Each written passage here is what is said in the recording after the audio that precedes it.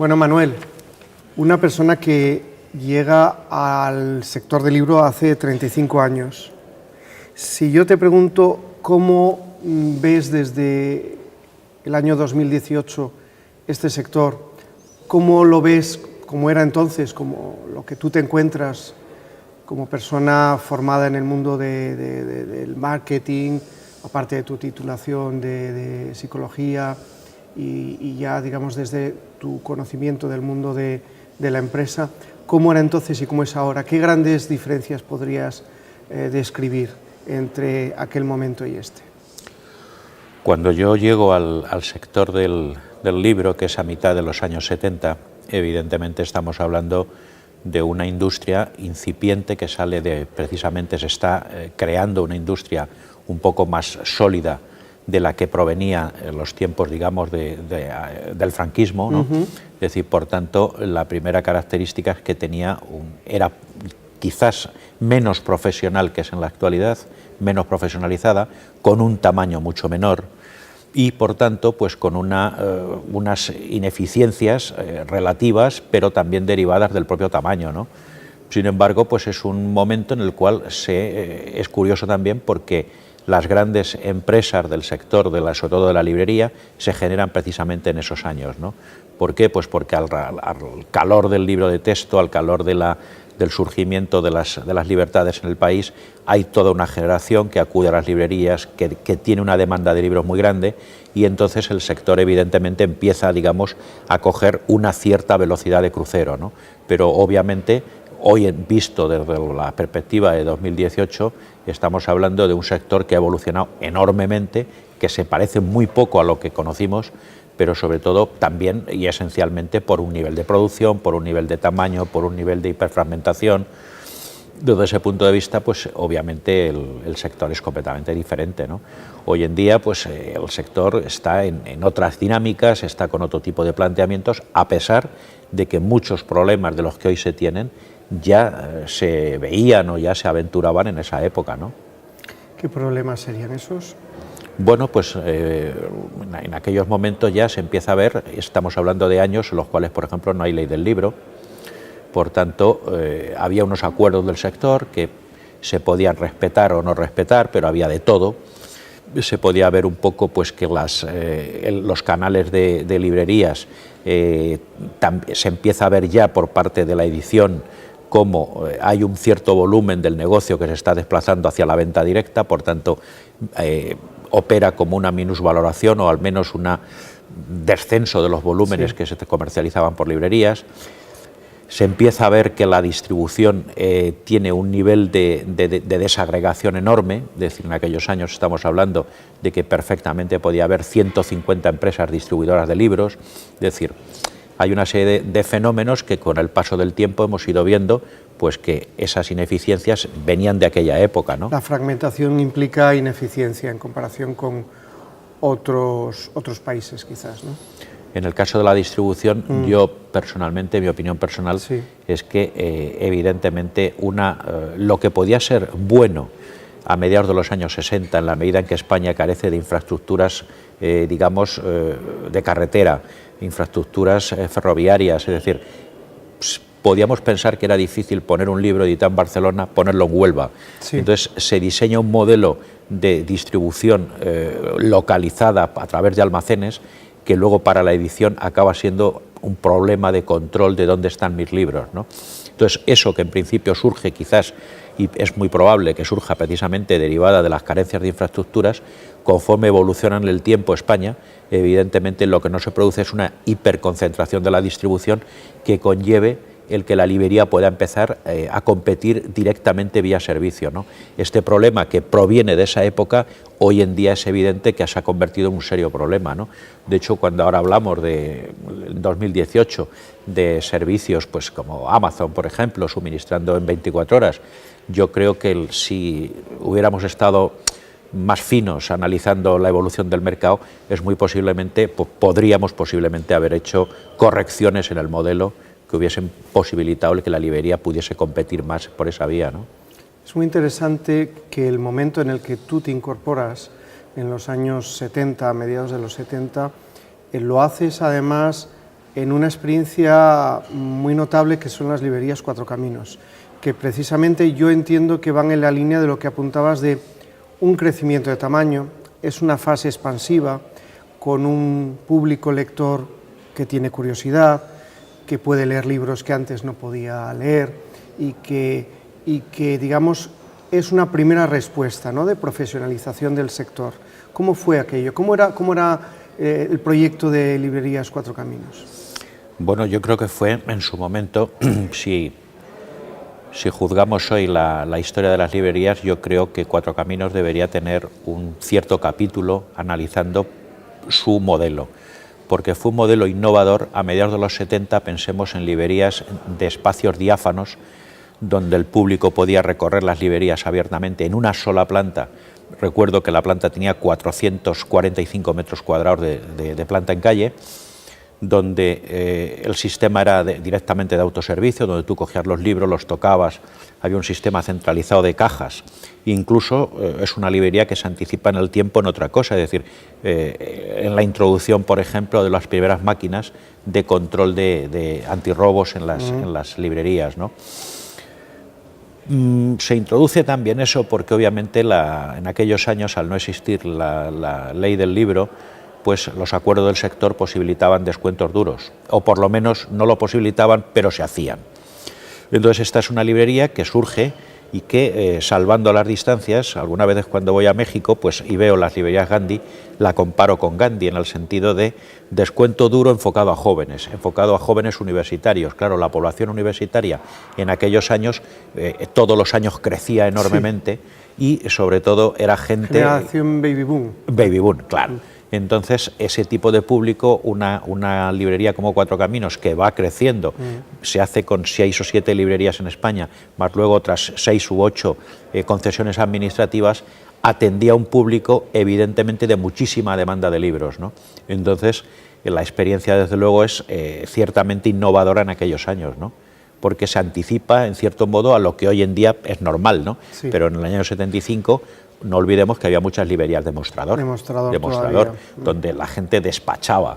Entonces, el concepto provenía de que algunos de los socios que montan inicialmente la cadena habían visto librerías en Nueva York, habían estado en el extranjero y habían visto otro tipo de modelos, ¿no? Y eso se traslada acá y efectivamente es un éxito rotundo, sobre todo porque se enfoca muchísimo al público joven, a la universidad sobre todo. Son librerías. Y hablabas de concesiones administrativas y era por facultades de universidades. Sí, se accede a concesiones administrativas. En aquellos años también la universidad va renovando todas sus librerías, se abren universidades a partir de aquellos años y posteriores, y lo que se accede son a concesiones administrativas, en la medida en que la cadena tenía ciertamente un bagaje, sí, digamos, era una escuela de formación también, porque yo llego allí y empiezo trabajando media jornada. Yo estaba en la facultad y empiezo trabajando media jornada, entonces era una escuela de formación, ¿no? Entonces efectivamente se accede a diferentes concesiones administrativas en la universidad. Y tú ahí tienes tu primera gran visión de toda la red de valor del libro, ¿no? Porque la librería en el fondo es un lugar donde se produce el precipitado químico, por así decirlo, de lo que es la cadena del libro, ¿no? Hombre, la librería es un poco como si dijéramos, como la universidad del sector. Es decir, donde tú en una librería puedes perfectamente ver lo que se produce, lo que se comercializa, cómo se comercializa en los puntos de venta, cómo se distribuye, cómo es el cliente final, qué demanda el cliente final. Por tanto, acabas teniendo una visión como librero muy global de lo que es la estructura de la industria, ¿no? Evidentemente. Yo creo que una librería, y yo algunas veces cuando doy clases en los máster y tal, y me dicen de hacer prácticas directamente en sitios,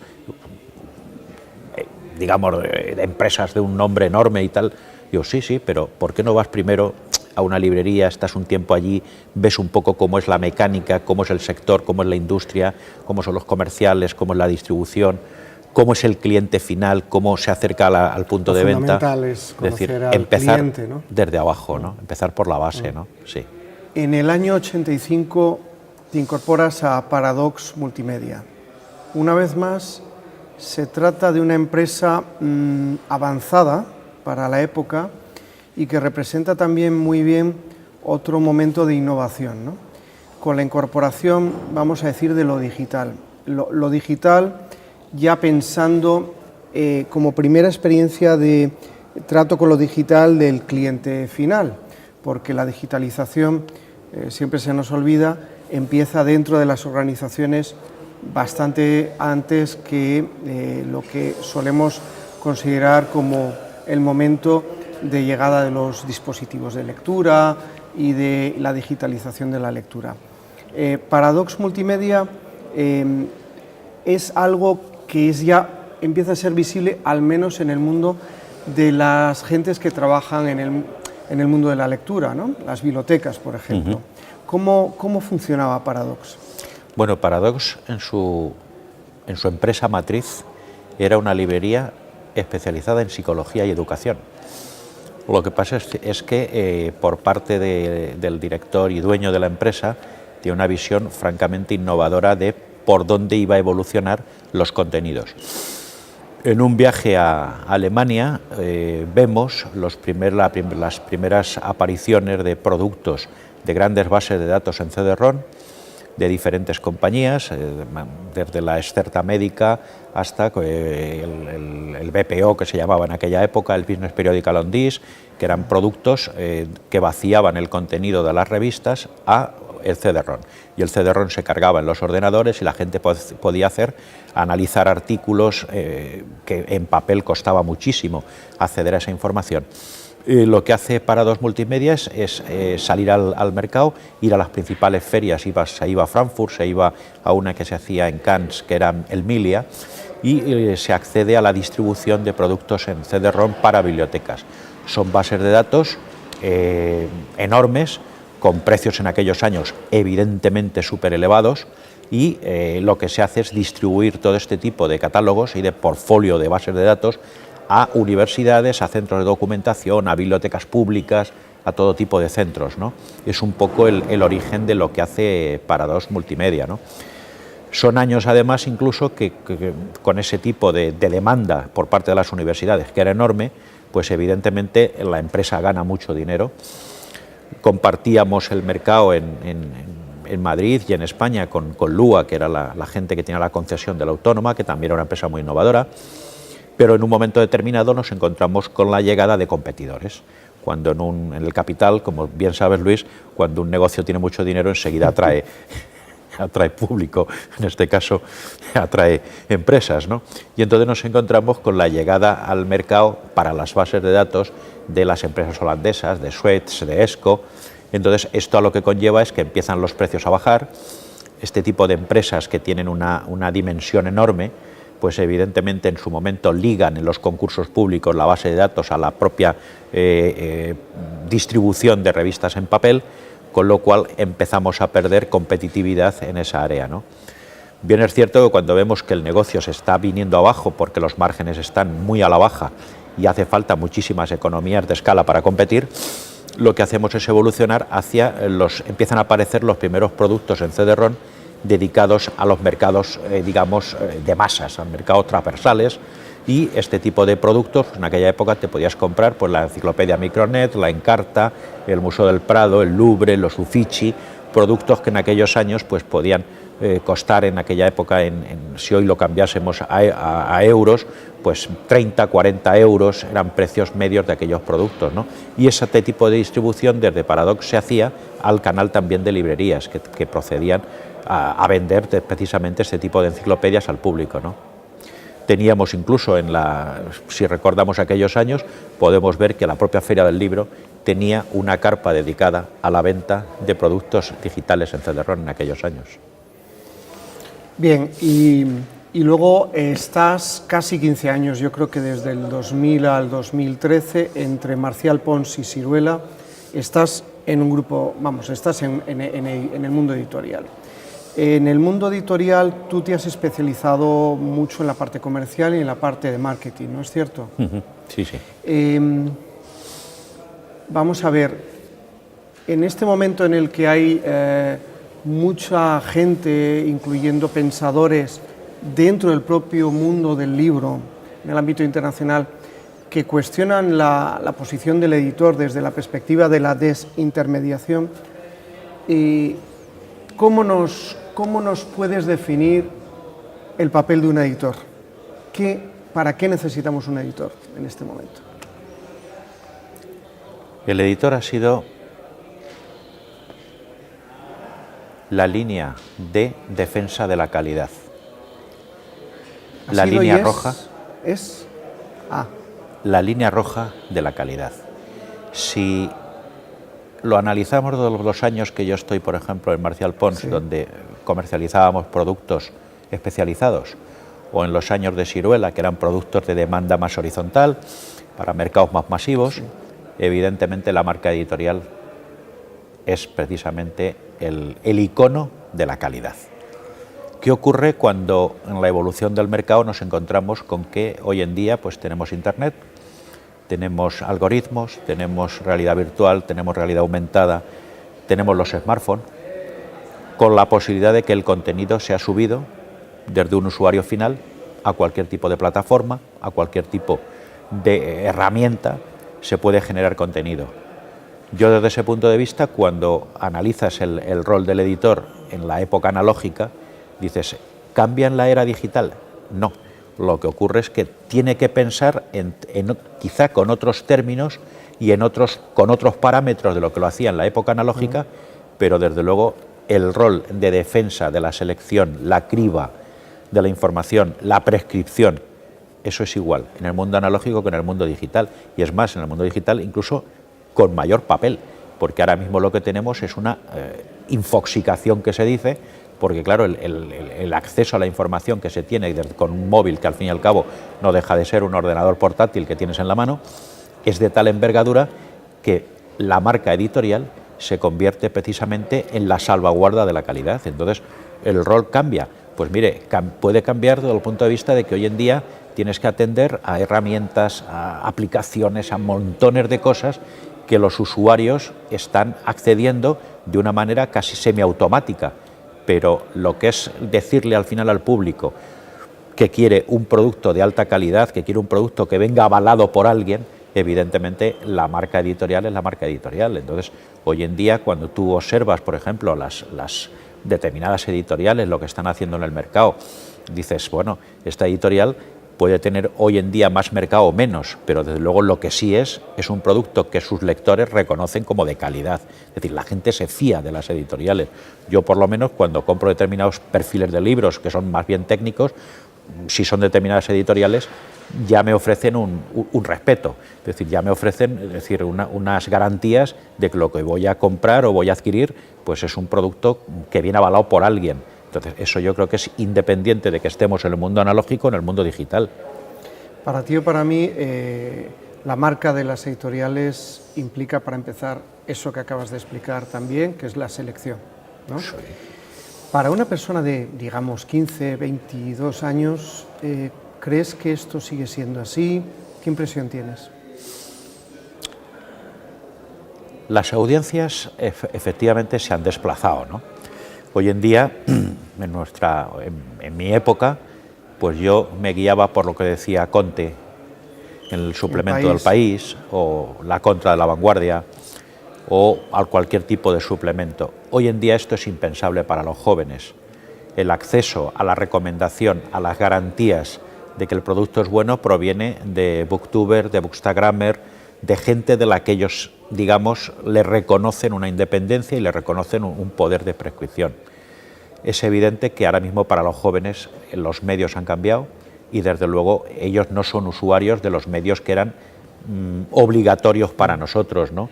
Ahora bien, yo creo que cuando un booktuber, por ejemplo, está recomendando libros de una determinada editorial, indirectamente está consiguiendo que esa marca editorial entre precisamente en ese caladero de jóvenes. Es decir, la gente al final acaba reconociendo, porque el libro le ha gustado, porque ha tenido una experiencia especialmente positiva con su lectura, acaba reconociendo la marca editorial. Aunque no le den el valor primario que le podíamos dar nosotros, yo creo que indirectamente la gente que sigue una determinada colección, una determinada línea editorial, acaba entendiendo que esa editorial le ofrece algo que no es directamente un producto lanzado al mercado al azar, ¿no?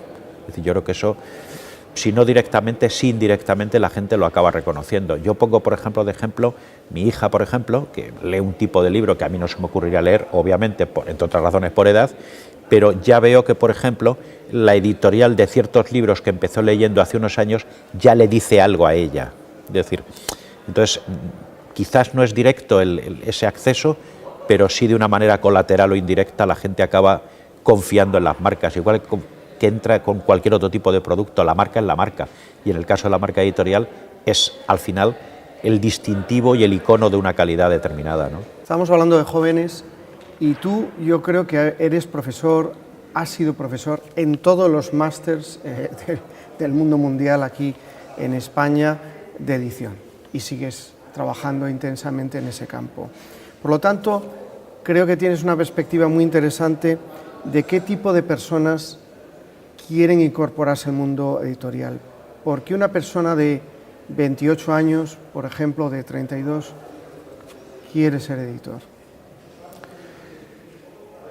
La pregunta es buena porque abre una reflexión que es la siguiente. La gente quiere ser o editor o librero porque es lector. Básicamente lector. ¿Qué quiere decir esto? En muchos casos, cuando vas a dar clase a un máster y ves un poco los proyectos de fin del máster o de fin del curso que están haciendo los chavales, yo siempre les veo un pequeño fallo, ¿no? Un proyecto culturalmente muy sólido, un proyecto editorialmente muy bueno, tiene un problema de modelo de negocio, tiene un problema de concepto de distribución, es decir, no se tiene la visión empresarial que deberías, digamos, tener a la hora de salir al mercado con una editorial. Claro, da igual que hablemos de ser librero o ser editor, yo creo que en muchos casos son oficios que son adictivos, porque muchas veces cuando se dice, no, es que es un negocio que no se gana dinero, pero bueno, cada vez es más gente interesada por el tema de abrir una librería, de abrir una editorial. ¿Por qué? Pues precisamente porque son enormes consumidores de lectura. Esto es bueno, e indudablemente, porque cuando este tipo de personas accede a un máster, hace el curso, presenta su proyecto editorial y dices, esto es un proyecto realmente potente, realmente interesante en lo que es el acervo cultural del país, es verdad. Pero muchas veces también lo que observas es una debilidad desde el punto de vista de lo que es cómo se va a sostener esto en el mercado, ¿no? Pero básicamente la gente que accede a los cursos, en muchos casos, básicamente es porque son enormes lectores, son máquinas de lectura. Esto les lleva en muchos casos a confundir sus propias lecturas con un modelo de negocio, es verdad, ¿no? Pero ahí es donde yo creo que por parte de las instituciones que se dedican a desarrollar este tipo de cursos y en parte también por la industria deberían volcarse más y, digamos, desarrollar más mecanismos de apoyo precisamente para corregir este tipo de defectos, ¿no?, que se observan, ¿no? Pero desde luego estamos pensando que en estos años de crisis, por ejemplo, se han estado creando en este país prácticamente 300 editoriales todos los años, ¿no? Esto es enormemente rico, pero también plantea un problema de viabilidad económica en un momento en el cual la hiperfragmentación del mercado pues conlleva modelos de negocio, desde luego, de una eficiencia operativa enorme, ¿no? Es un poco el problema, ¿no? Porque la dinámica típica de cualquier empresa es surgir, a lo mejor incluso de la pasión, que es lo que has descrito al hablar de las personas que se incorporan al mundo del libro. A partir de esa fase inicial, esa pasión es un motor muy importante y muy eficaz además, pero luego hay una fase en la que se espera un crecimiento y por último probablemente una fase de internacionalización, ¿no? Entonces la generación de los años 60 en España cumplió en buena medida en el caso de los editores ese ciclo, pero ahora ante tal fragmentación ¿cómo ves la posibilidad de que se produzca esa secuencia? El caso de la internacionalización de la industria editorial española es un caso curioso porque es quizás de todas las industrias que podemos analizar, quizá la que ha abordado con mayor prontitud, porque estamos hablando de que la industria editorial española prácticamente desde el final del 19 ya empieza a internacionalizarse.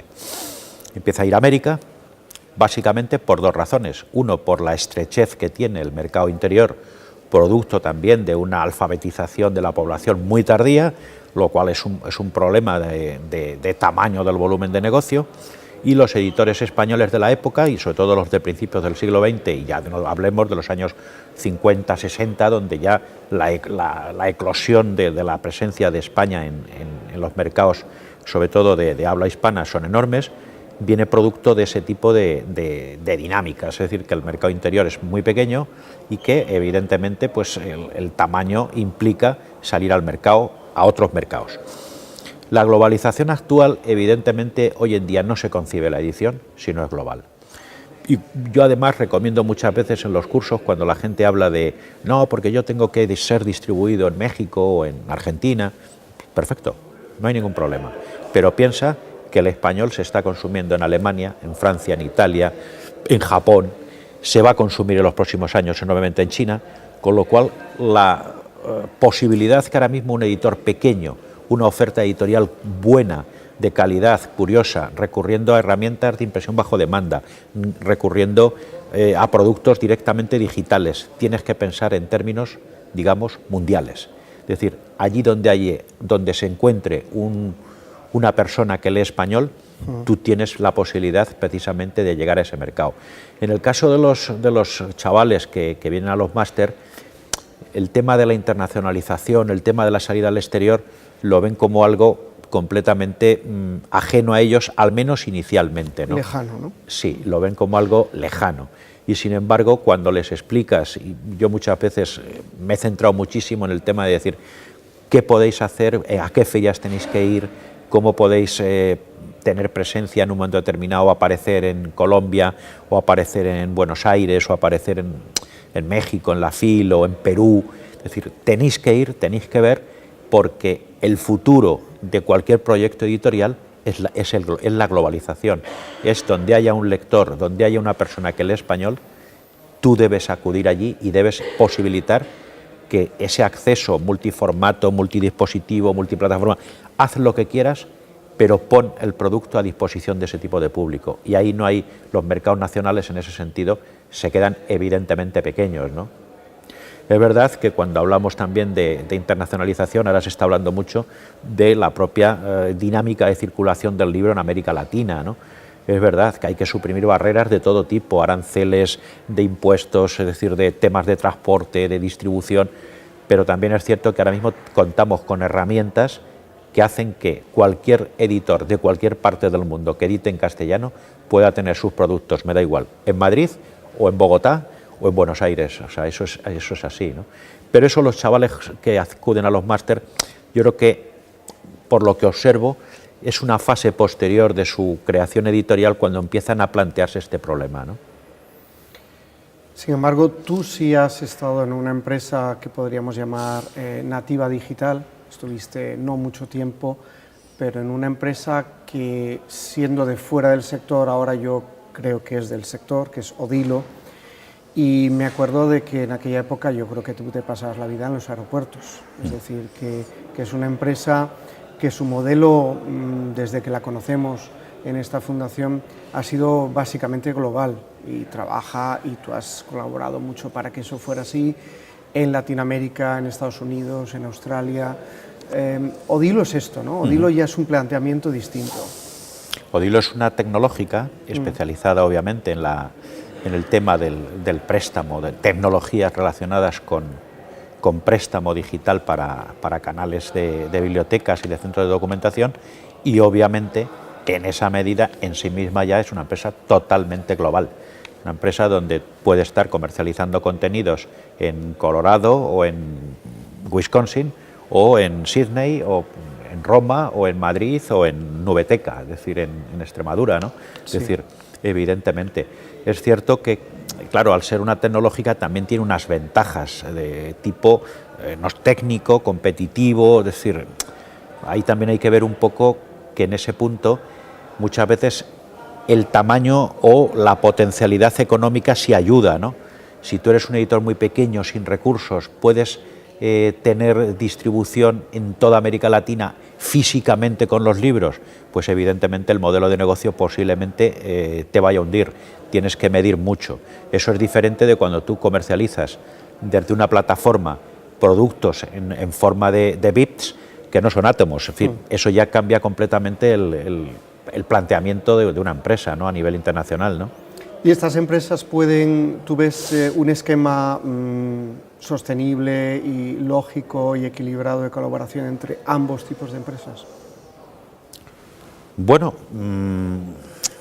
evidentemente la edición con respecto al tema de los productos, por ejemplo, para acceso desde las bibliotecas públicas, ha habido sus más y sus menos, ¿no? Es decir, no han facilitado muchas veces el que un producto que yo puedo adquirir, que acaba de salir al mercado y lo puedo ir a una librería online y comprármelo, al día siguiente esté en una biblioteca pública, lo cual eso a mí me ha planteado siempre una reflexión y una crítica, en definitiva, porque si yo puedo adquirir ese producto en una librería, como ciudadano tengo también el derecho de que ese producto esté a mi disposición en una biblioteca pública, ¿no?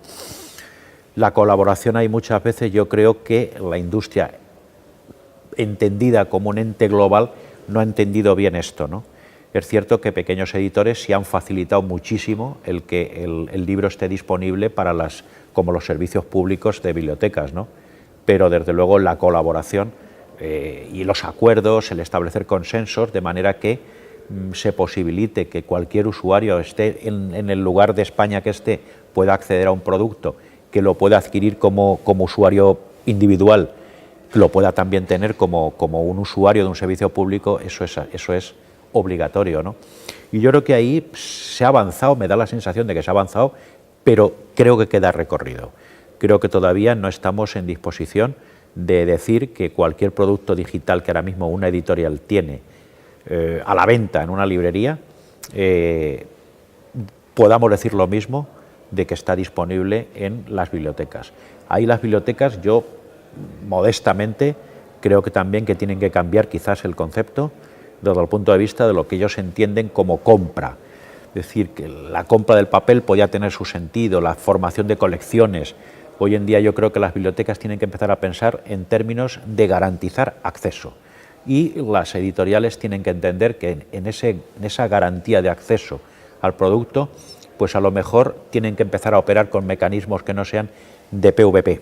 Tienen que empezar a pensar a lo mejor en pagos por lectura, en pagos por servicios, es decir, se abre una vía de reflexión, yo creo que es interesante y que la industria yo creo que no ha abordado. Sí, tú sabes perfectamente que esta fundación no es que haya defendido un modelo, ese modelo que estás comentando ahora, sino que lo que hemos hecho ha sido trabajar de la mano de los lectores y hemos probado distintos sistemas, ¿no? El caso que citabas antes de Nubeteca con las bibliotecas y con la Diputación Provincial de Badajoz, al final se deriva de lo que los propios lectores han ido marcando, ¿no? Entonces, lo que la gente te plantea es una incomprensión respecto a los modelos que se le proponen, porque lo que tienen en su vida personal, que puede ser desde Spotify hasta otros esquemas fuera del mundo de los contenidos culturales, pues los quieren extrapolar a su experiencia como usuarios de una biblioteca pública, o mejor dicho, como lectores, ¿no? Entonces, claro, ahí donde nosotros como fundación no podemos tampoco marcar nada con carácter asertivo, es cuando los economics o los números no le salen a uno u a otro. Pero, sinceramente, aquello que se propuso ya hace bastantes años por parte de esta fundación y que sigue funcionando bien en las bibliotecas de Badajoz, pues en modelos como los de English en Library Simplified en las bibliotecas de Nueva York, pues ellos reconocen que están en ese espíritu. Ya sé que comparar Badajoz con Nueva York suena extraño, pero ellos mismos han dicho que tenían eso como una referencia interesante, también porque el espíritu es el mismo, es lo que ellos denominan Readers First. Bueno, pues en nuestro caso el punto de vista efectivamente prioriza la experiencia del lector. Y lo que lo que puede llegar a preocupar es que la gente se desmotive, ¿no? Ya. Tanto como usuarios de biblioteca como, todavía más, como consumidores de contenidos culturales, ¿no? Yo he seguido con muchísima atención, desde la época de trabajar en Odilo, he seguido los 3 modelos que aparecen, o 3 plataformas, tanto eBiblio a nivel nacional, Librutegia en el País Vasco y Nubeteca. Nubeteca, efectivamente, lleva razón en el sentido de que es la más integradora y abierta de todas las plataformas, ¿no? Yo hoy, cuando salen datos, yo creo que interesados, ¿no?, hablando de que el servicio no se extiende, hablando de cosas de este tipo, ¿no?, yo también veo una cosa, es decir, con el poco catálogo que tienen, cuando yo divido el número de préstamos por el número de títulos, los ratios no son malos. Otro problema es que no le estemos dando al público lo que el público, que está hiperfragmentado, demanda. Y ahí la respuesta no puede ser: la biblioteca no puede comprar por comprar, a ver si alguien lo lee. No. Usted garantice el acceso, establezca una serie de políticas, y yo creo que hay entidades como la Fundación, como Casa del Lector, han cumplido un papel ciertamente interesante en el sentido de plantear modelos que muchas veces a lo mejor no son directamente aceptables por parte de las editoriales, pero que tienen que pensar en la evolución a futuro. Es decir, ya no se trata, hoy en día tú no puedes pensar en términos de modelo de negocio en que lo que hoy me vale, me va a valer mañana. Porque el problema es que estos modelos que tú trasladas del papel al digital, que es un error garrafal, hoy pueden valerte mañana, con un acceso masivo de gente a la lectura, a lectura gratuita. ¿Qué va a pasar con este tipo de modelos? Evidentemente, yo soy más bien partidario, o por lo menos, en mi opinión personal, la lectura acabará siendo un servicio. Y en ese servicio, el PVP habrá que estudiarlo de otra manera. En el año 2015, tú te estrenas como director de la Feria del Libro de Madrid. No, en el 2017. O sea, en el 2016, para hacer la feria... ¿Tú te incorporas a la feria en el 15? No. Para hacerla del 16. No, ¿no? Me incorporo en el 16. Esto lo vamos a editar, ¿eh? Lo volvemos a hacer.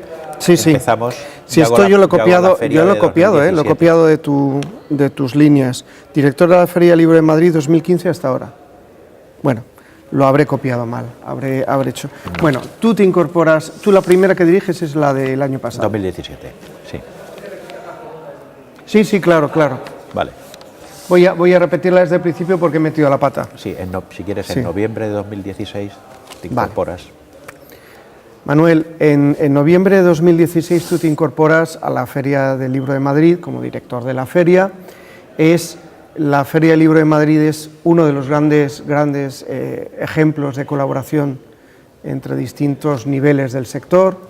Es una de las grandes instituciones como acontecimiento público en el sector del libro desde hace un siglo. Es una fiesta, se suele decir, es un gran negocio, es un montón de cosas. ¿Por qué es necesaria? ¿Por qué a la gente le gusta la Feria del Libro de Madrid si lo que hay ahí es una venta de libros, que también se produce en las librerías? Pues mira, Luis, porque por encima de la venta de libros hay más cosas. Es una experiencia que está en el ADN de la ciudad. No olvidemos que es una feria que data de 1933, en un momento en el cual en este país el índice de analfabetismo era enorme. Una feria nacional del libro como la que surge en el año 33, pues evidentemente en la ciudad de Madrid, Madrid siempre ha tenido un público, también por tamaño de población, pero por formación, un público más lector que el resto de España. De hecho, pues como bien sabes, todas las estadísticas que salen de los índices de lectura, Madrid está siempre con X puntos, podemos discutir si son 10, si son 8, por encima de la media. Evidentemente, la Feria del Libro de Madrid llega un momento que, producto de toda su historia, se introduce en el ADN de la ciudad, en el ADN de la población. Hay un público enorme que asiste a la Feria del Libro de Madrid, que visita poco las librerías, o incluso podemos hablar de nunca visita las librerías. La Feria del Libro de Madrid, en la medida en que integra o pretende integrar toda la cadena de valor del libro, librerías generales, librerías especializadas, organismos, es una editoriales, es una super librería donde prácticamente toda demanda encuentra su oferta. Tú quieres obtener un plano del Instituto Geográfico, en condiciones normales es complejo adquirir un plano en una librería, es difícil, vas a la Feria del Libro. Tú quieres obtener un libro de una editorial muy pequeña, que a lo mejor tiene una distribución relativa, lo tienes en la Feria del Libro. Quieres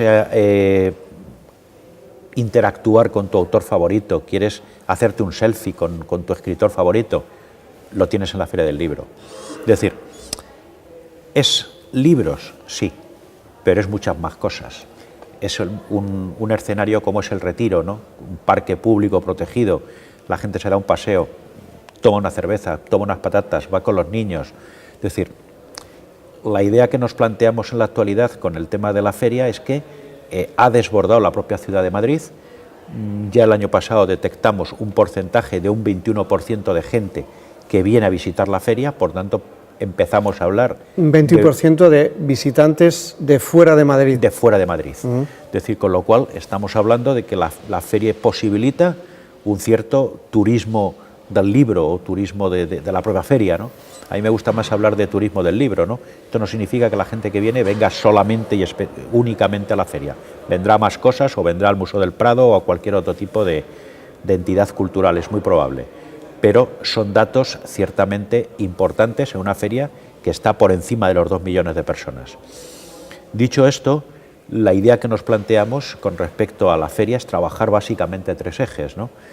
El eje, digamos, el primer eje es ir hacia una feria inteligente, el segundo es ir hacia una feria digital y el tercero es avanzar sobre todo en modelos de feria sostenible. Todas las ferias tienen su atmósfera, tienen su idiosincrasia, tienen su estructura. Tú conoces igual que yo las ferias de Latinoamérica, no son comparables, ¿no? Cada feria tiene su personalidad particular, ¿no? Y a mí me gusta también mucho hablar de su erótica, ¿no? Porque hay ferias que me encuentro especialmente cómodo, ¿no?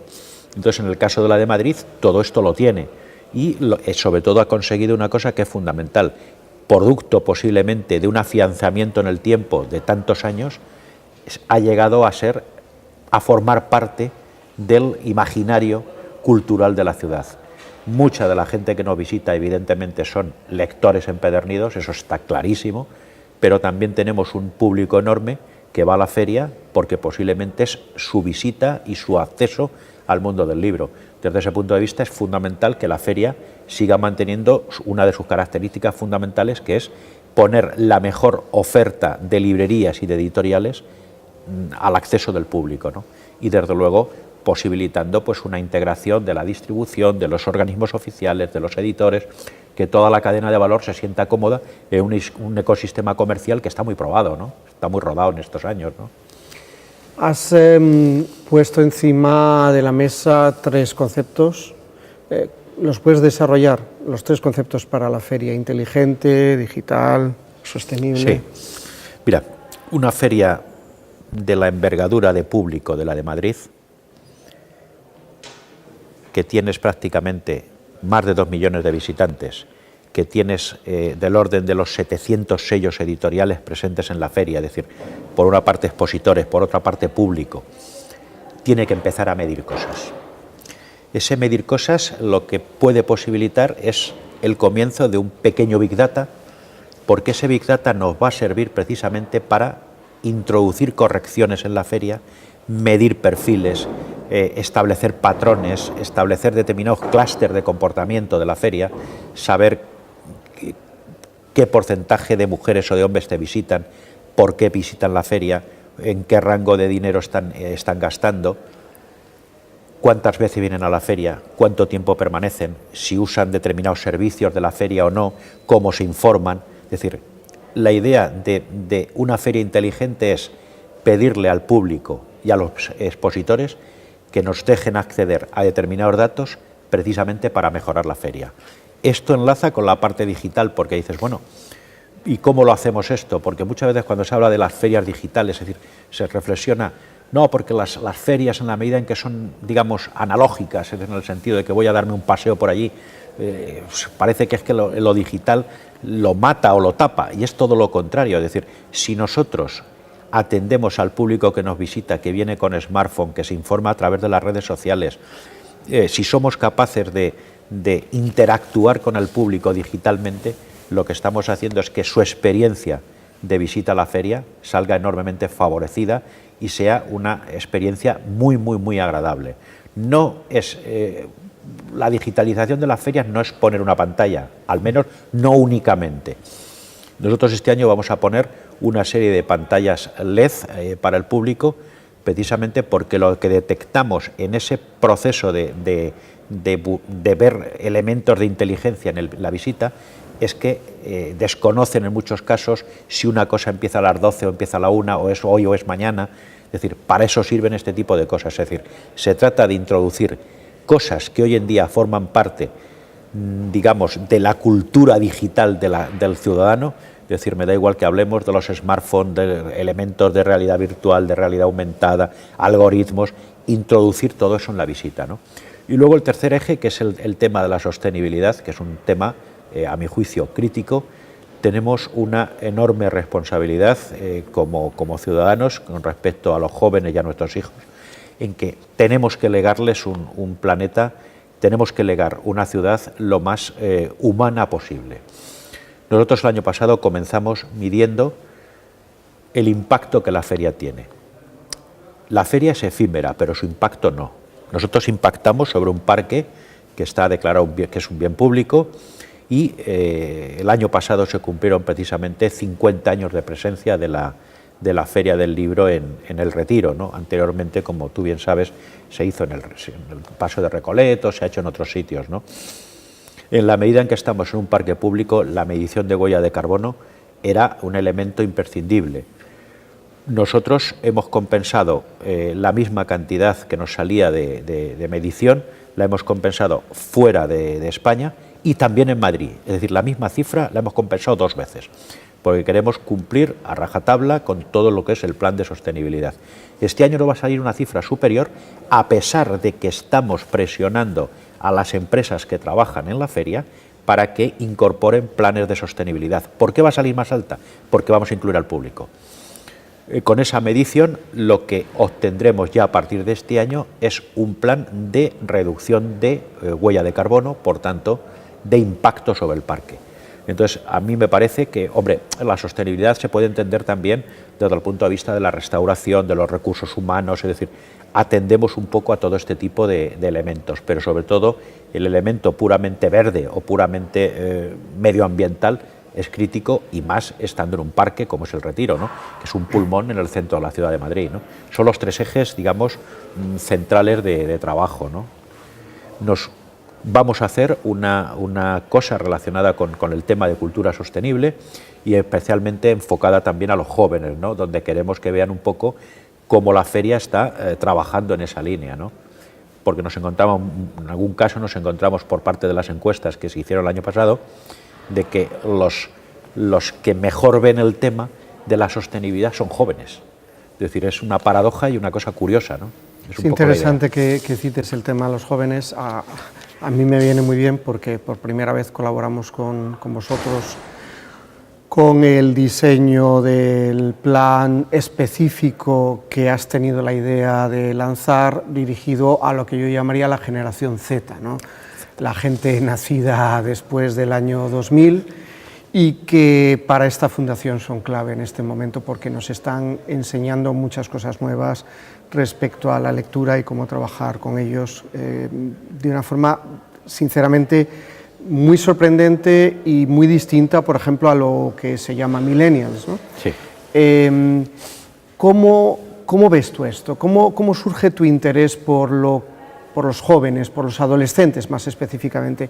Desde luego la feria siempre ha trabajado muy bien con los niños, como le pasa a las bibliotecas públicas, y yo creo que como le pasa a esta fundación también, pero todos tenemos un desafío con los adolescentes, ¿no es cierto? Sin ninguna duda.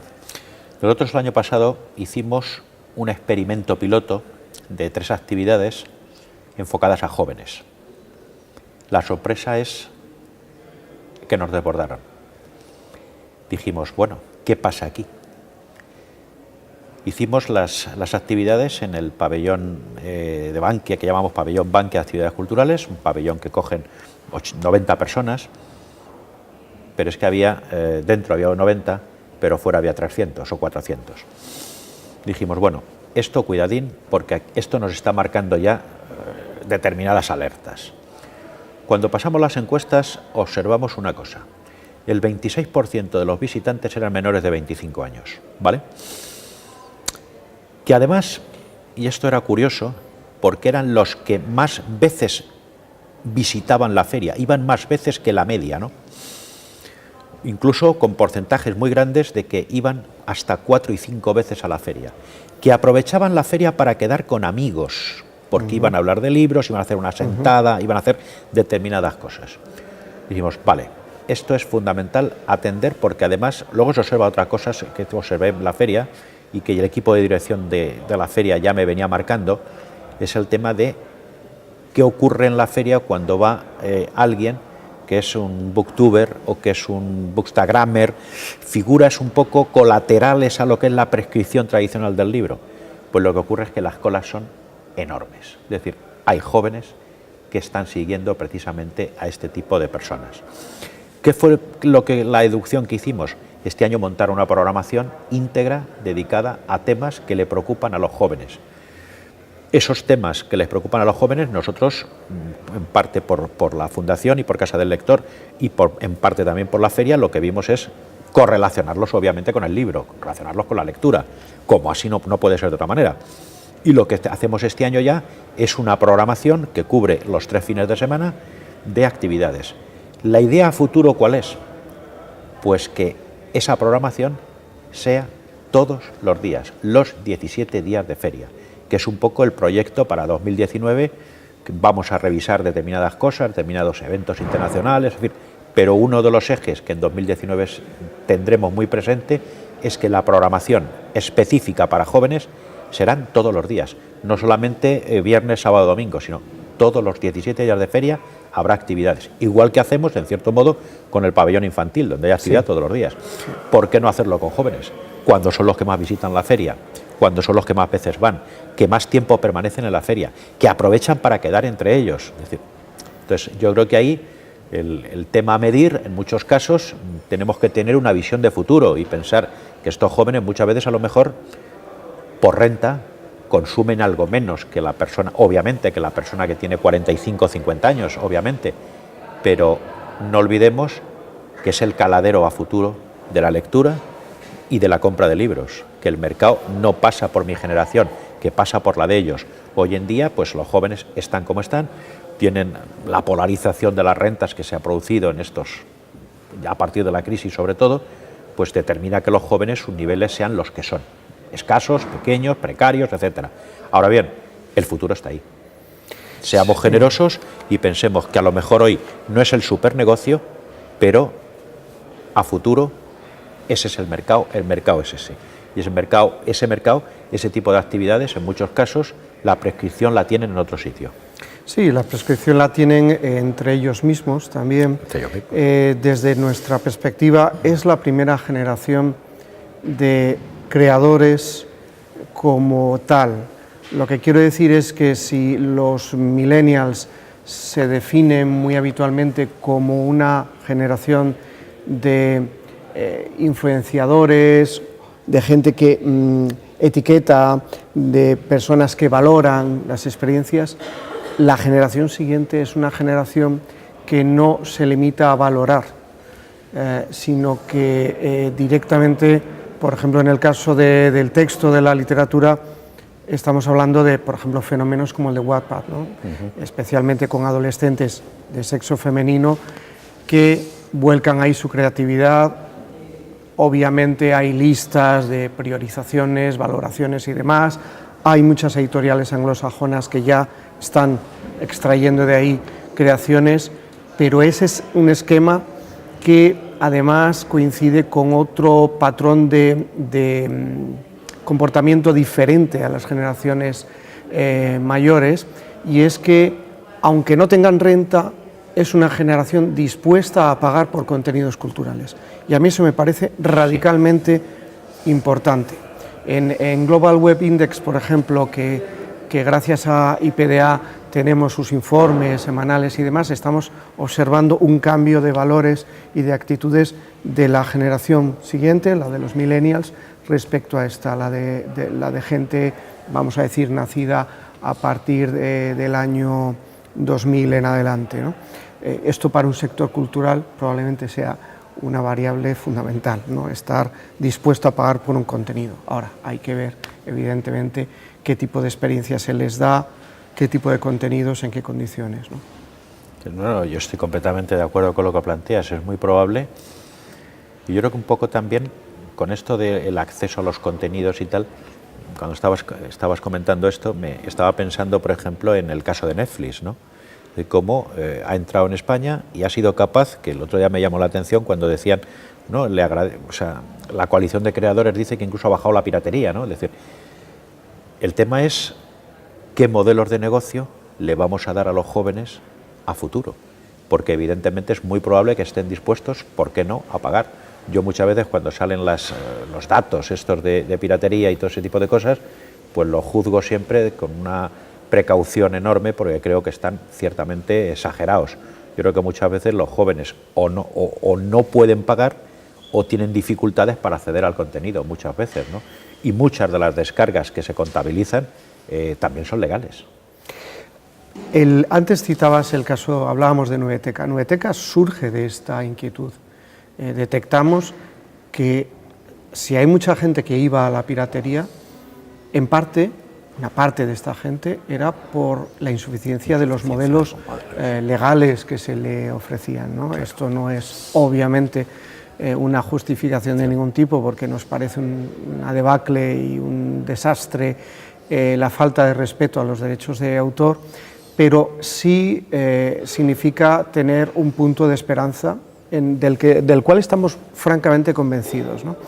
Hay fenómenos en estos momentos en Madrid que conocemos de niñas que se unen para pagar entre varias una cuenta de Netflix, sí, porque Netflix se puede compartir. Cuentas compartidas, ¿no? Sí, sí, entonces hay una capacidad de esta generación de reinventar las cosas, de adaptarlas, de customizarlas, que yo creo que es muy interesante que la Feria del Libro de Madrid tenga presente ese abanico de edades y aprendamos todos un poco sobre lo que ocurre con estos nuevos lectores, ¿no? Ahora bien, tú compaginas tu posición como director de la Feria del Libro con tu labor que llevas haciendo desde hace ya mucho tiempo, como, aparte de docente y conferenciante, como consultor.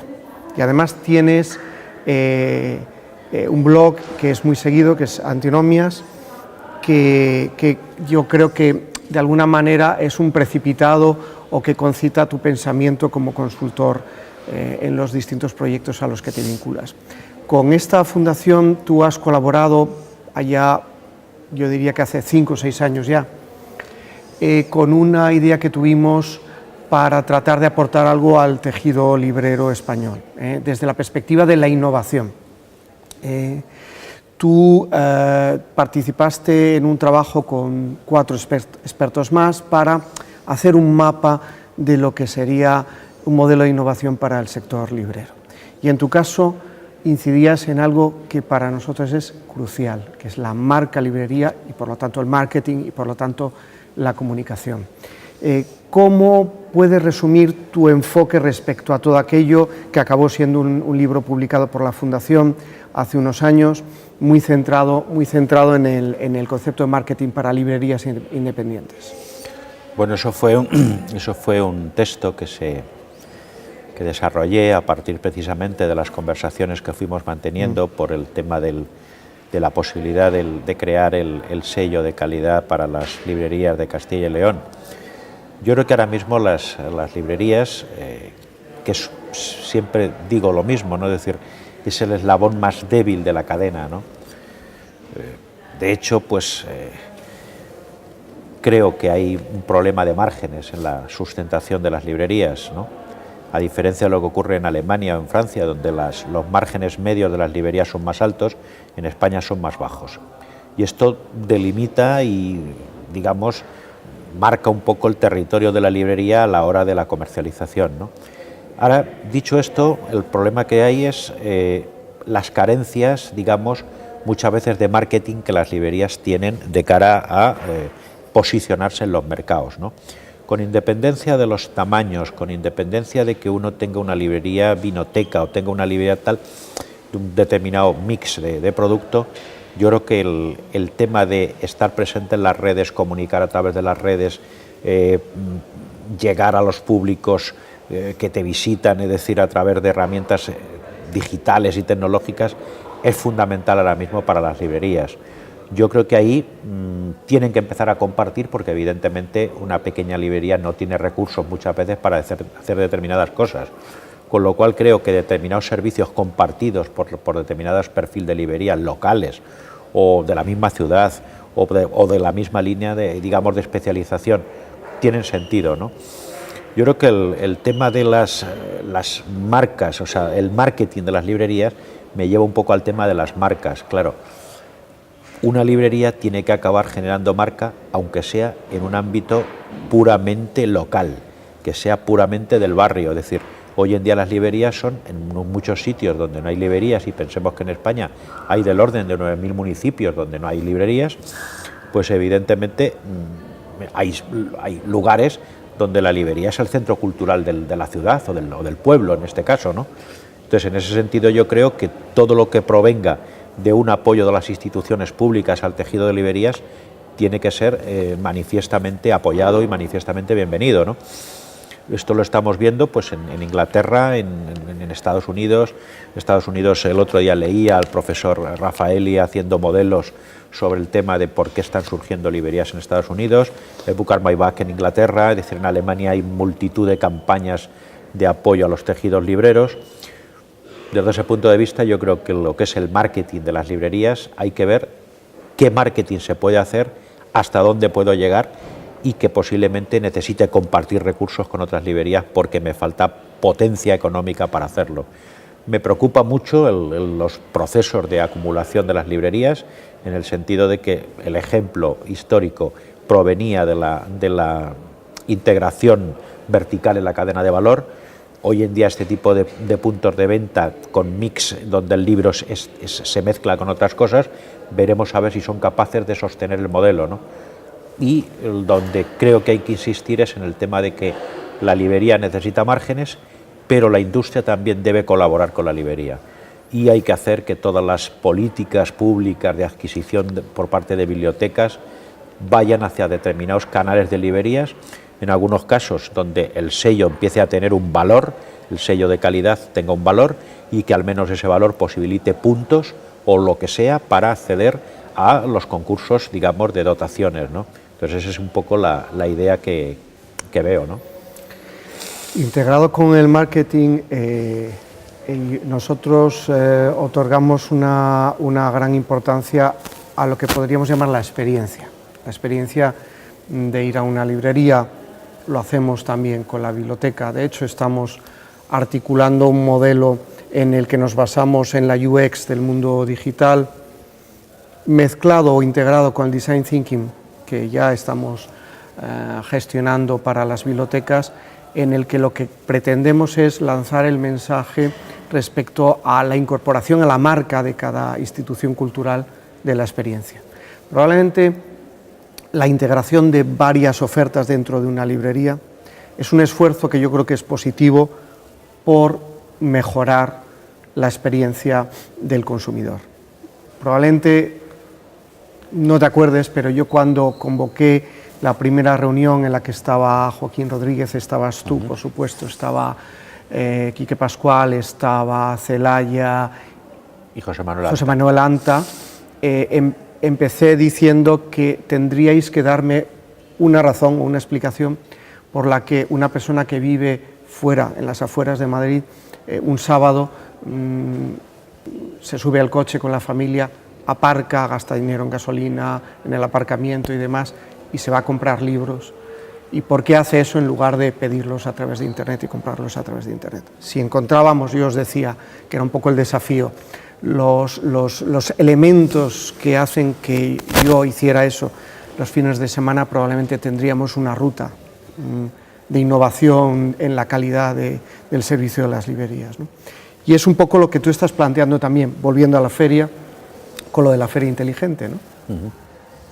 ¿Cómo ves este elemento que es vamos a decir, CX o UX, la experiencia, el diseño de experiencias, tanto en el caso de una feria o de la librería? Eso es incorporar algo que en el fondo, cuando tú entraste en este sector, ya estabas haciendo, ¿no? Que era, lo hemos dicho al principio de la conversación, conocer al cliente, Ya. empatía. Yo creo que cuida poco, en general. Yo que soy muy visitante de las librerías, creo que el recorrido en cuanto a la mejora de la experiencia en el interior es mejorable. La aplicación de determinadas tecnologías, como ya se ve por ejemplo en los museos hay un cambio, observo un cambio a mejor, Sí. donde se están introduciendo cosas en la experiencia de la visita, ¿no? Yo ahí creo que hay bastante recorrido. No me lleva esto a pensar que una feria tenga que ser un parque temático, pero algunos elementos, sobre todo aquellos que estén más, digamos, correlacionados con lo que el público espera o lo que el público quiere ver, hay que dárselos. Yo creo que nosotros en la Feria del Libro, determinados hitos con los cuales estamos trabajando en el guión, en el storytelling de la feria de este año, están pensados precisamente para hacer que la experiencia sea enormemente gratificante. Es decir, que la gente diga, bueno, he venido, mis niños pequeños han estado aquí, mi hijo mayor ha ido a escuchar a un Instagramer, por el móvil me han informado de que a las 12 había una conferencia de determinado escritor en el pabellón de actividades culturales, en el auditorio de jóvenes me han informado que hay un encuentro de Instagramer. Es decir, se trata un poco de que la experiencia sea lo más placentera y lo más gratificante posible, y yo creo que eso, en el caso de la feria lo intentamos. En el caso de las librerías, bueno, pues yo creo que recorrido hay. No todas las librerías tienen, digamos, las posibilidades de generar una experiencia visual, sonora, etcétera, dentro de su interior, ¿no? Pero hay que pensar que igual que nos preocupa, por ejemplo, las fórmulas de merchandising en una librería, donde también creo que hay mucho recorrido en cómo se colocan las secciones, en cómo se coloca el mobiliario, en cómo se atiende al flujo de la visita en el interior de la tienda, porque hay zonas que a lo mejor te visitan menos, a qué se debe. Es decir, hay que estudiar un poco todo esto. Yo creo que son elementos que en muchos casos tendrían que ser servicios que las propias entidades, digamos, gremiales u organizativas diesen a sus asociados. Muchas veces le estamos pidiendo a las librerías cosas que por tamaño, por potencia económica, financiera, es decir, son imposibles de que puedan acceder. Y yo ahí creo que la administración por una parte y por otra las propias entidades del sector deberían estar posibilitando este tipo de cosas. A veces en una muy pequeña librería, el elemento fundamental de la experiencia es el librero, son las personas. Siempre. Y eso, cuando funciona bien, ahí hay calidad, ¿no? Y yo creo que eso es una de las fortalezas de la librería en estos momentos, los propios libreros, ¿no? Hombre, el librero en una librería es un porcentaje enorme de lo que es la interacción con el visitante, ¿no?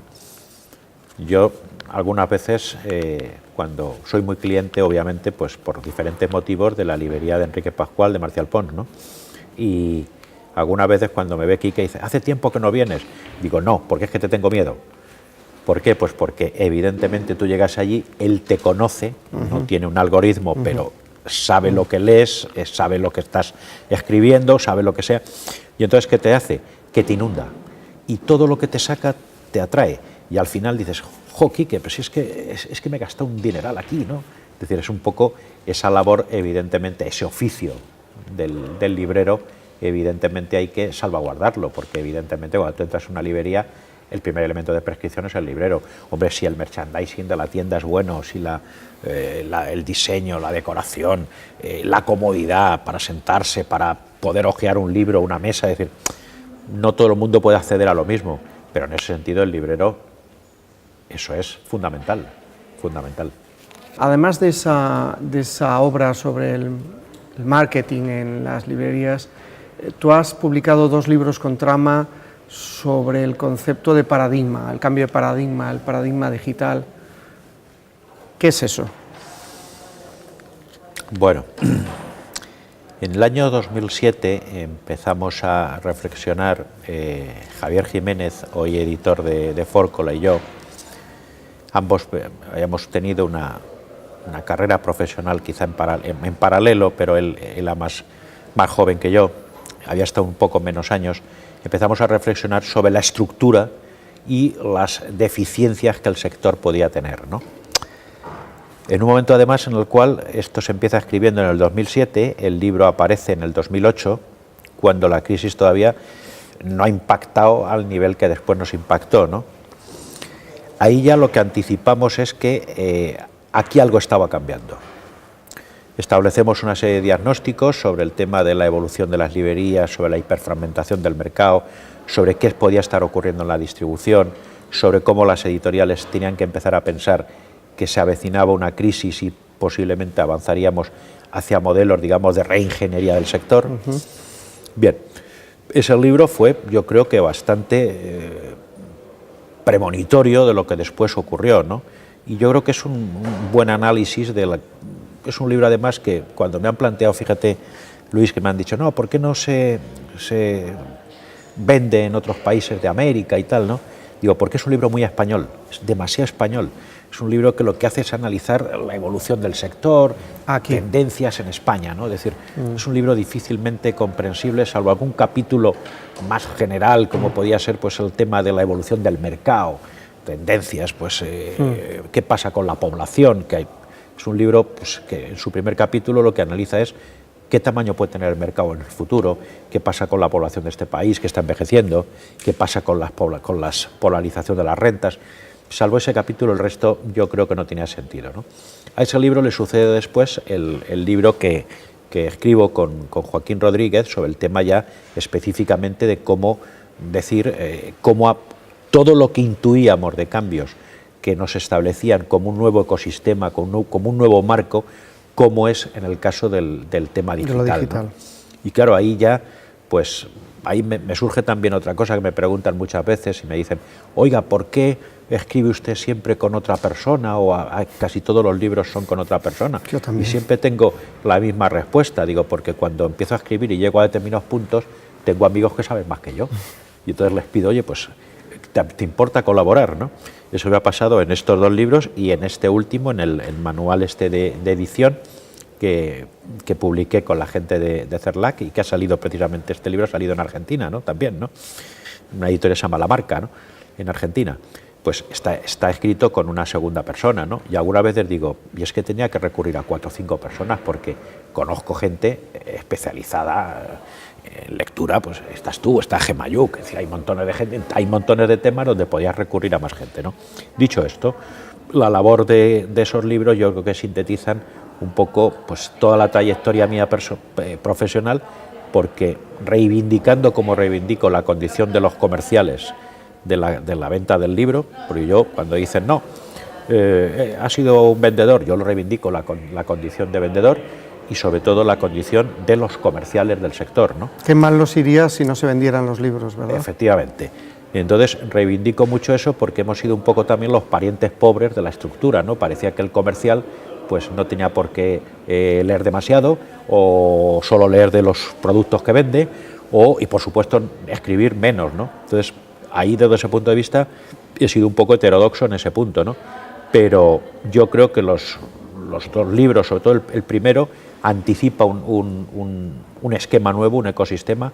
El segundo desarrolla exactamente de qué estamos hablando, con la introducción de tecnologías, con la introducción del usuario que ya no es un ente pasivo, es decir, donde la editorial tiene que cambiar el chip y decir, si antiguamente en marketing una editorial decía, tengo producto, busco clientes, en el paradigma digital tiene que decir, tengo una comunidad, tengo lectores, busco producto. Es decir, hay una serie de giros de epistemología del conocimiento para la edición fundamentales. Las habilidades no son las mismas. Hoy en día, pues las editoriales está pidiendo gente que conozca SEO, que conozca SEM, que conozca programas vectoriales, que conozca determinadas cosas. Luego, esto ha cambiado, ¿no? Y más que va a cambiar. Yo, quizá por resumir este punto, Luis, lo que me planteo es lo siguiente, es decir, digo, bueno, aparentemente el sector está tranquilo, la industria está tranquila porque el libro digital no ha alcanzado las cuotas que se podían pensar o prever, ¿no? Yo es verdad que en el libro lo digo, yo creía que iba a desarrollarse más, pero creo que también la industria no ha colaborado, sino que más bien la industria ha intentado frenar lo más posible el tema. Lo que me preocupa no es eso. Y no me preocupa tampoco que, como aparecen en algunas mediciones, la cuota no sea el 5, sea el 10. Eso tampoco me preocupa. Lo que me preocupa es qué va a pasar cuando venga un nuevo elemento disruptivo profundo que posiblemente provenga de alguna tecnológica. Es lo que me preocupa. ¿Qué va a pasar con la industria? Porque no la veo en una senda de innovación y sobre todo atendiendo a los elementos más disruptivos que puede haber, porque ese tipo de elementos tarde o temprano surgirán. Y lo que me preocupa es la nueva ola disruptiva a la que podemos ir en unos años, que desde luego dudo mucho que provenga de la industria. Va a provenir de empresas con las cuales, cuando esa ola llegue, ¿qué va a pasar con la industria? Sí, yo estoy de acuerdo contigo en esta última parte. En concreto, es un verdadero desafío, yo creo que es un problema que un sector no controle la innovación. Lo que quiero decir es que si nos paramos a pensarlo una pizca, en buena medida los grandes cambios que afectan a los lectores y a los consumidores en general no se derivan de movimientos del sector de las industrias creativas y culturales, sino de la aparición y la extensión en el mercado de nuevos dispositivos. Es decir, es la industria tecnológica desde la perspectiva más de ingeniería, de maquinaria, no la tecnológica más vinculada a los contenidos, desde donde vienen las verdaderas innovaciones o transformaciones de la forma de consumir de los contenidos, empezando por la movilidad y por Internet. El acceso, como decías tú antes, un teléfono hoy no es un teléfono, es un ordenador, pero que lo llevamos en el bolsillo y que nuestra vida, en cuanto a comunicaciones, consumo, trabajo, ocio, giran en torno a ese aparato. Y las innovaciones han venido más provocadas por esta transformación que por decisiones y estrategias de la industria creativa. Y en segundo lugar, desde ese planteamiento, lo que puede ser preocupante, por lo menos es un desafío, es que el planteamiento de nuestra industria sea tan distinto al de otras, que parece que están ocupando cuotas de tiempo de la gente y de mercado mucho mayores. Por ejemplo, hace 3 años una de las personas que inició Readmagine aquí en Casa del Lector era una persona con una larga trayectoria en el mundo de los videojuegos, y lo que decía es que la industria que tiene un modelo que funciona bien, ese es el momento en el que tiene que empezar a preocuparse y a cambiar y a diseñar una estrategia para reponer esta situación con un nuevo modelo. Entonces, a mí me parece que no es lo más inteligente alegrarse de que supuestamente no hayan avanzado tanto las predicciones digitales como lo que se podía esperar hace 10 años, y yo creo que ahí deberíamos aprovechar, si de verdad ha habido una ralentización, se debería aprovechar para tomar posiciones, ¿no?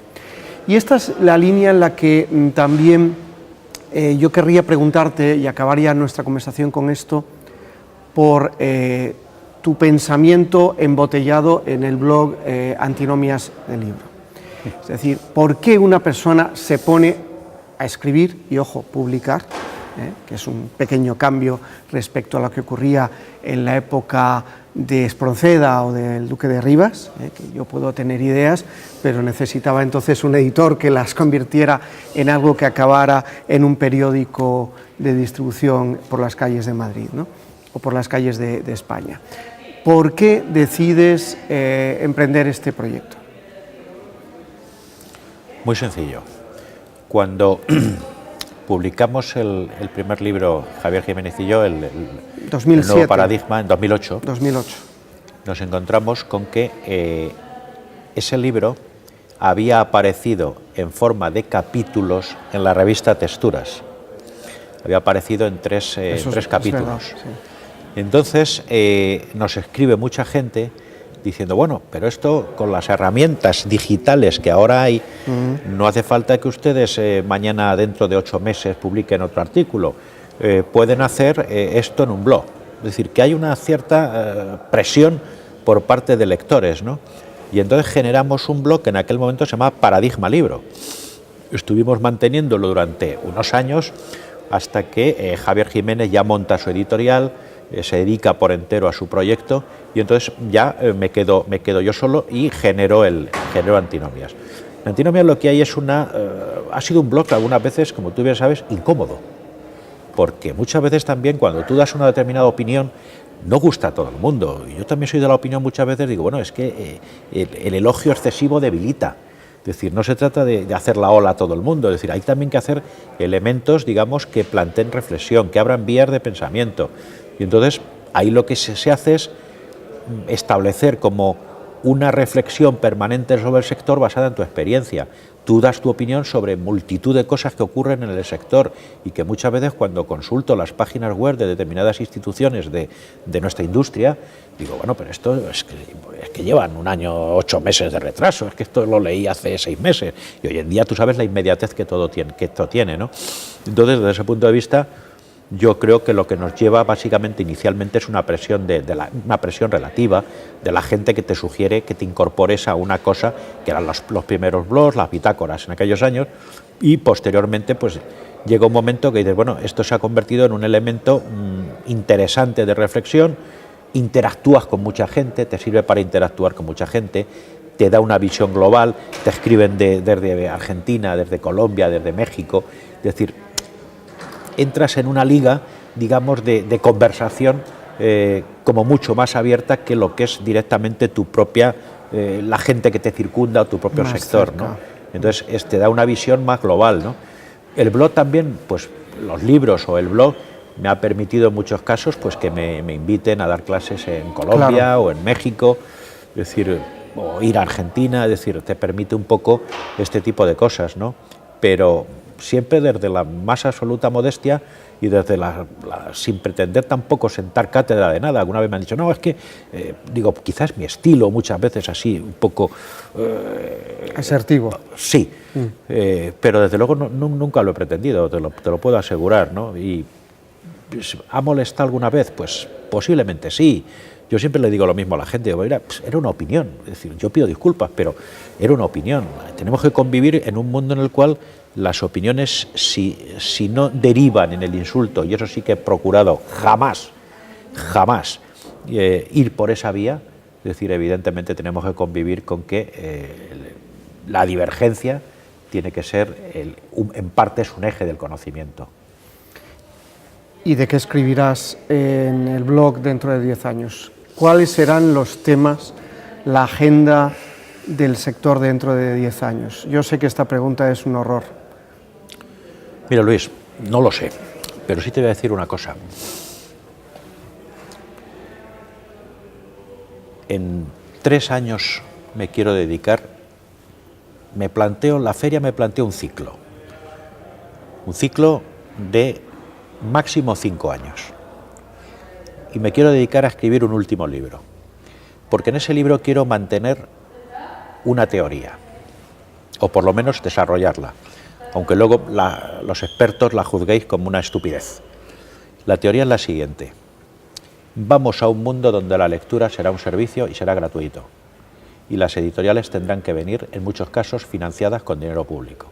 Será el sector público el que financie muchas veces la generación de contenidos, porque con la robótica, la inteligencia artificial y todo eso, habrá mucha gente que jamás accederá a un puesto de trabajo. Esa es una teoría hiperdiscutible, como tú bien sabes, hiperdiscutible, ¿no? Pero es un poco lo que pienso muchas veces cuando observo las reticencias a abrirse a modelos de negocio, a considerar innovaciones. Digo, ojo con el futuro al que vamos, que no está escrito. que no está escrito, pero los elementos apuntan en determinadas direcciones, ¿no? Pues tú seguirás escribiéndolo, ¿no? Pues haremos lo que podamos, ¿no? Compartido con amigos, ¿no?